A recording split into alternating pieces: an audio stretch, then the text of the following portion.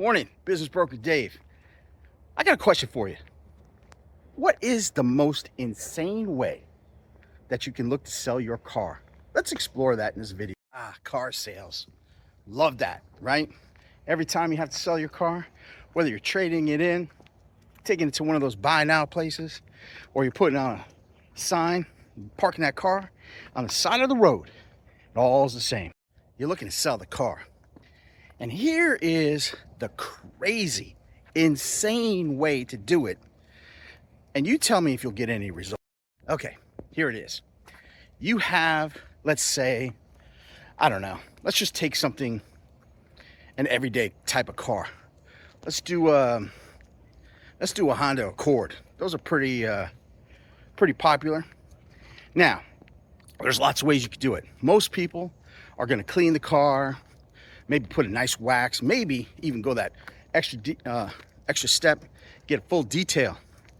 But at the very least, you're probably going to put how many miles it has, how many doors, if it's been in any accidents, might include a Carfax report or something like that, just to give a buyer the understanding and a little bit of background on the car that you're selling. What you're probably not going to do is put the sign on the car, park it on some busy street with your phone number, and when people call and say, how many miles, you're going to say, oh, well, this car has lots of opportunity.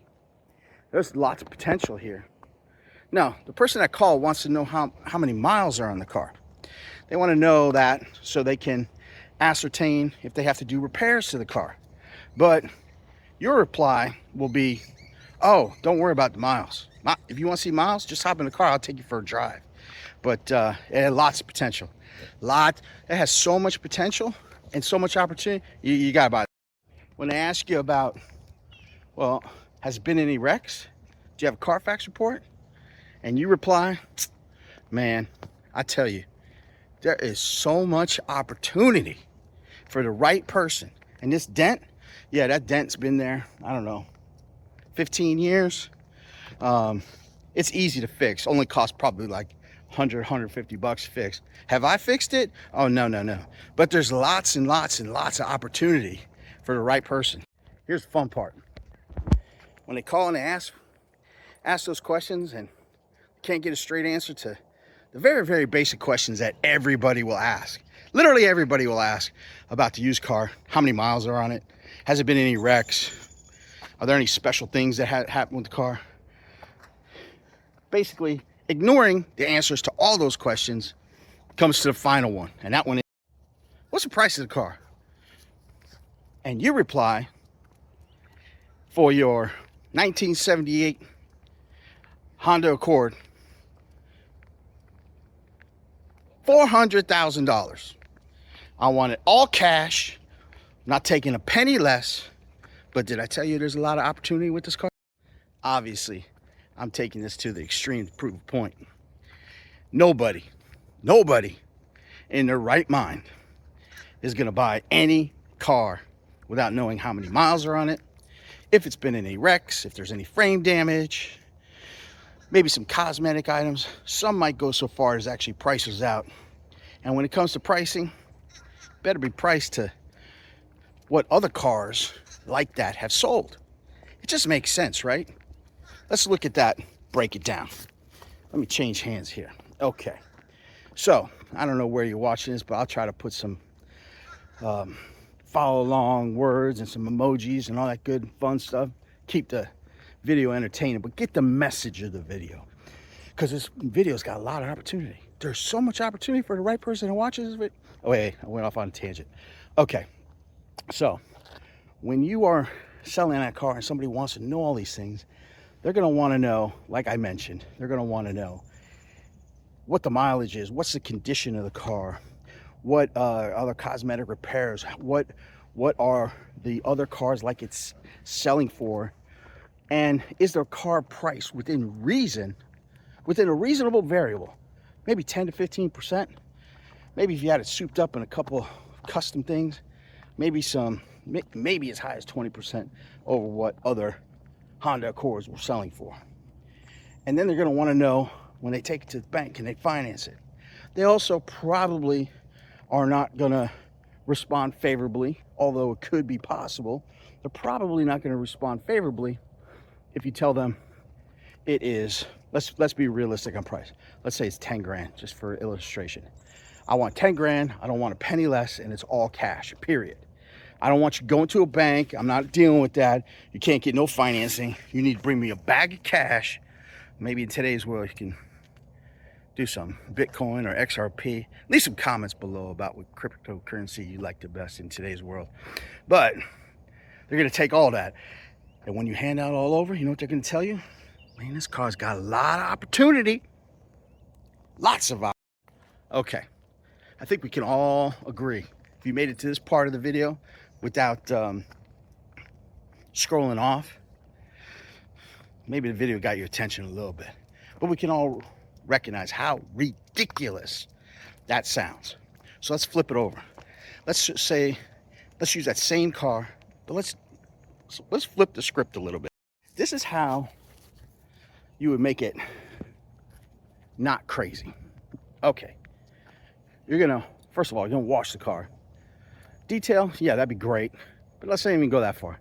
Let's say you just washed it, put some armor on the tires, whatever kind of, tire shine that you use. Put an air freshener in there. Heaven forbid you smoked in the car, but you got it smelling nice. Got it cleaned up as best as you can. Took the mud off the mud and the brake dust off the rims. So at least it looks good. That's one. Then you hand the person a one-page report with all the items that they're going to ask for. This car, this Honda Accord, has 120,000 miles. It is a four-door sedan, and it's never been in any major accidents. However, I did back up off the trash can. But I know that it's an easy fix. Just haven't gotten around to doing it since I'm not running through the insurance. Okay. All those items are factored in. You could go a step further, maybe order a Carfax report. Carfax is not a sponsor of this video, just might be a good idea to do something like that. And I don't know what those things cost, maybe say 20. It's probably under $100, but it'll give a comfort level to the person that's buying that car that they're buying what they know, not the opportunity going forward. Okay, we got a garbage truck coming, so it might get a little loud. Hold on a second. Okay, we're back inside from walking the dog. I'm gonna make some coffee and finish the rest of this. Okay, so what I was saying is, if you have all those items available to a potential buyer, and you say, hey, you know what? We have here's all the pertinent detail that you'd like to know and all that good stuff. And please bear with me, I'm trying to make coffee while I'm doing this. Okay, so you have all the pertinent information. How many miles, anything wrong with the car. You got the Carfax report because you went the extra mile, you cleaned it up. You might even go one extra step. That extra step is, you might have all the maintenance records nice and tabbed out. Here's the last time we got tires. Here's the last time we got the oil changed. And you know what? This is where you throw the hammer down. Here's a bank that will finance it. So now you've done one side. We went over one side of the equation, which is completely ridiculous because you're trying to sell whatever it is in the worst possible light. And you're trying to do that from a position of, I won't say strength, but of being naive. And by the way, that sound you hear, I ain't in the bathroom. That's my coffee getting made. Oh, don't take my video down. That wasn't a bad word. Okay, so we're looking at selling a used car. Everybody can kind of get their head around that. Let a buyer, prospect, know exactly what the car is. You don't have to fluff it up. You don't have to say, all the potential it could do. Maybe before my comments go crazy, if you had a 69 convertible Camaro SS, or maybe a nice Chevelle that you're, restoring, and you're gonna put in Barrett Jackson on the auction, maybe. But outside of that, outside of the people that flip collectible cars, let's go ahead and get to reality. And reality is people want to know what they're buying. They want to know what it is, with all the information, all like kind of their thought process to make an intelligent decision. They want to know they're not overpaying too much. They can still pay a premium, but not too much based on what's already sold. And they want to have a bank ready to buy in case they don't have the cash to fully outlay and meet your sale price of that Honda Accord. You got it so far? So moral of all that is people buy on what it is, the reports, the comparable sales, and the ability of financing. Got it? Good. Okay, now comes the fun part.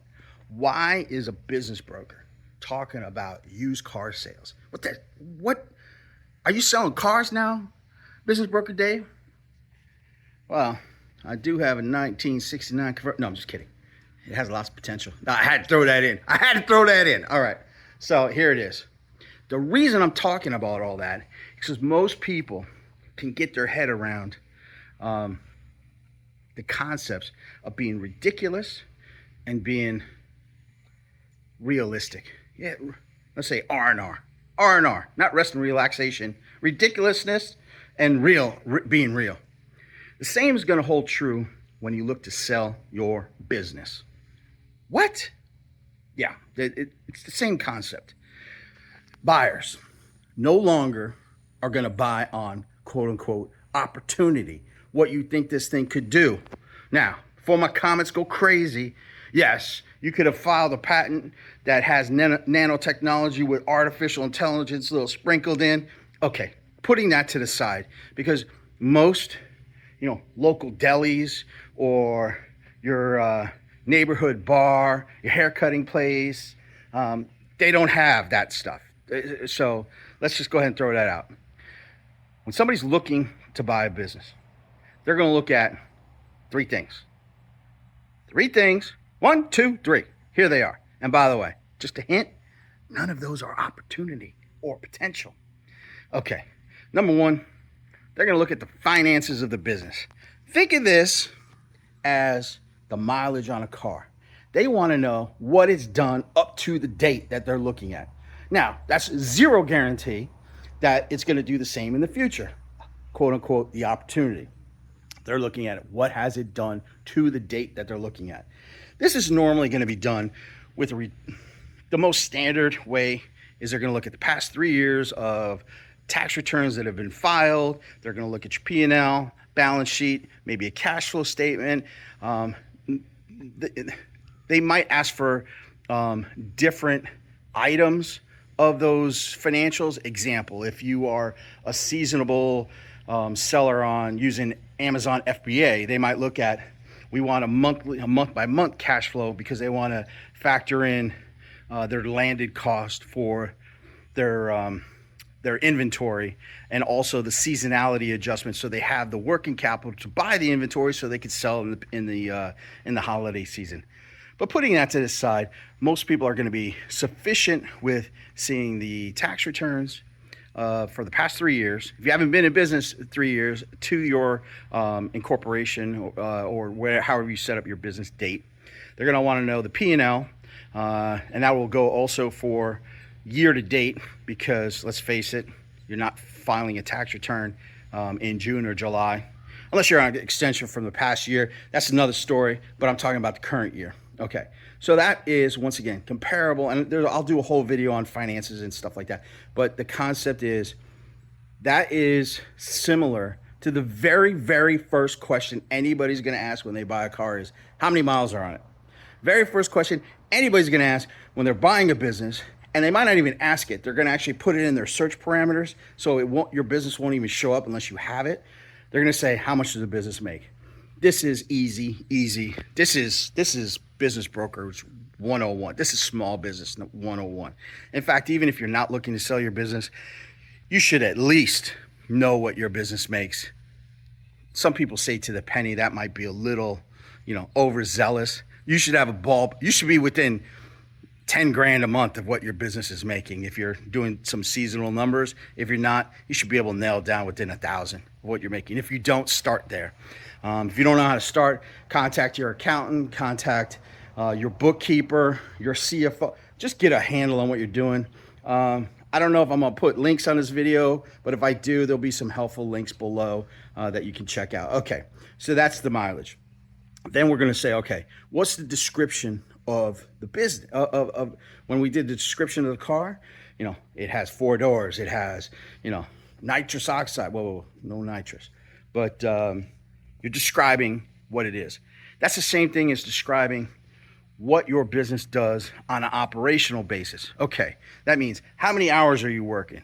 How many employees do you have? What's your radius of influence for your business? These type of stuff, you know, how often do you order? These are all the basic stuff that people need to know so they can plan not only purchasing the business, but to see if it's right for them and their own risk reward parameters. That's 2. All right. Number three, you gotta be priced right, man. I mean, let's face it. That Honda we were talking about, unless it's, I don't know, something completely outside the spectrum of reality, it's gonna sell, give or take, a couple thousand within what other recent Honda Accords at that or within that year range have sold for. It makes sense. That's the same thing with business sales. Business sales, now keep in mind, there's different ways to value a business. That's too big for this video, but most Main Street business sales, and those I'm speaking of, have an enterprise value, which is a fancy word for what it's worth altogether, under $2 million, all right? Think of it like a market capitalization of publicly traded stock, but roughly anything about 2 million and below are normally going to be valued on a recasted amount of the seller's discretionary earnings. You're going to apply a multiple of the like-kind business in whatever SIC code they're in, and apply that. Make any adjustments up or down for rental adjustments or working family workers or what. There's different types of adjustments we'll do, but roughly that's what it's going to be. So under those, all those are going to come up. We're going to apply those to comparable sales or recent comparable sales. Because let's face it, something that's sold 40 years ago is not a recent sale. And if you're trying to sell a sports bar and you're comparing it to a dental office, that's not like kind. So like kind, recent comparable sales. That's going to usually give you the multiple of what that industry is selling at. You'll have average, you'll have median, and once again, you can make adjustments. If there's real estate involved, there's just not franchise versus not. There's a lot of different things, but that will give you the general thing. That is, you know, all the other items we were talking about on the car aspect. And then, well, actually, we already went over 3. I think 2 and 3 kind of merged together because the third or fourth, however you want to put it, point is you got to have some financing. This is statistics change all the time, but roughly it's about 90%, give or take. Some people might say less, some people might say more, but I think everybody will agree and go all in with support that more than half of all businesses sell will be with financing. There's 2 types of main financing that'll happen in business transactions under 2 million, actually under 5 million, but a lot of them are that 2 million and under. And that's going to be SBA 7A financing or seller held financing. Whole nother video I'll do, but just understand the concept is people are not buying the business all cash. And usually there's a little bit of negotiation on price or terms. That's just part of sales in general. So to summarize, it is ridiculous to try to sell a car without giving any information and just saying, there's opportunity. There is so much opportunity. No. And it is ridiculous to take those same concepts and try to sell your small business with the same concepts. You have to have the financials. You have to have it priced within comparable sales. You have to know people. You have to be able to articulately elaborate on what the new owner can expect as far as time involvement, work involvement, how the operations actually work, and you need to have financing in place. Now, I'll end the video like this, and thank you if you watched this all the way to the end. If you do all the normal stuff. Give a like, a thumbs up, give some comments below. I don't care what you comment below. Just comment. It helps get this video out there a little bit more, and I'd appreciate it. But the concept is this: show as transparent as you can what the business has done already, where it's currently at, have it priced with comparable sales, have financing in place. If you do all of these things, it will help you. You can always call up a licensed business broker. If you're selling a brick and mortar business, although it's free, there's a lot of different ways you could do it. You're free to decide however is best for you. But I would suggest you work with a local business broker in the area that you're trying to sell that business in. There are some differentials that you might have a specialized business, that you might have a business broker that only works in that specialized field. That might be a benefit for you also. If you're in the Tampa Bay area, you're free to give me a call. My initial consultations are free of charge, about 15 minutes long. There's no obligation, and I'm here to help when I can. Also, I welcome you shopping around also, and I think you should. When you are working with a business broker, it's not something that's going to happen in one day. You're going to be together for, if you go by the average statistics, 8 to 10 months. And it is a roller coaster of a ride, I will tell you. Selling a business is not like selling anything else, not even close. But at the end of the day, you want to be able to do it right, get a fair price, and actually sell the business. Hey, I know this was a longer video. I try to make it fun and airy with a little bit of business humor. Hopefully that kept your attention, but I hope you understood the core concepts. And those core concepts are: have everything transparent, supported by your financials, have it priced by recent comparable sales, have some financing in place, and let the business owner know what to expect when they take over your role. I hope this helps. I have a whole bunch of links in below. Please like, share, comment, get this video out, because I think it's going to help some people. This is Business Work with Dave. Have a great